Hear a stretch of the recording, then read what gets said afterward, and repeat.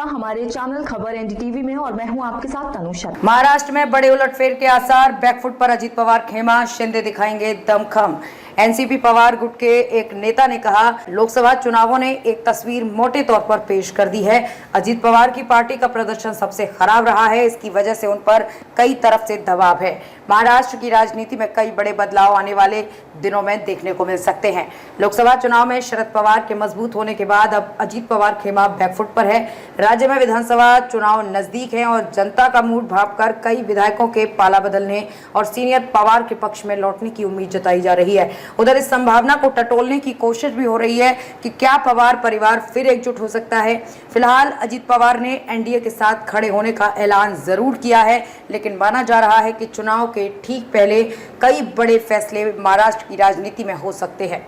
NCP Pawar गुट के एक नेता ने कहा कि लोकसभा चुनावों ने एक तस्वीर मोटे तौर पर पेश कर दी है। अजीत पवार की पार्टी का प्रदर्शन सबसे खराब रहा है, इसकी वजह से उन पर कई तरफ से दबाव है। कई तरह से सियासी चहलकदमी देखने को मिलेगी।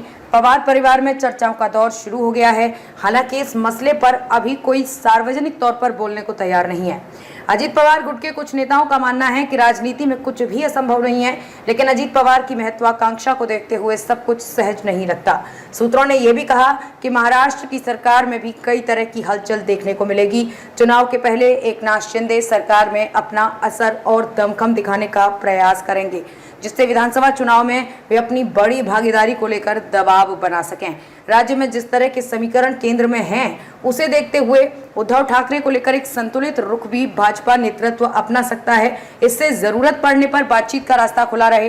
कुल मिलाकर कई तरह के घटनाक्रम की संभावना महाराष्ट्र की राजनीति को लेकर जताई जा रही है। सूत्रों ने कहा कि शरद पवार की भूमिका महाराष्ट्र की राजनीति के अलावा राष्ट्रीय स्तर पर बढ़ गई है।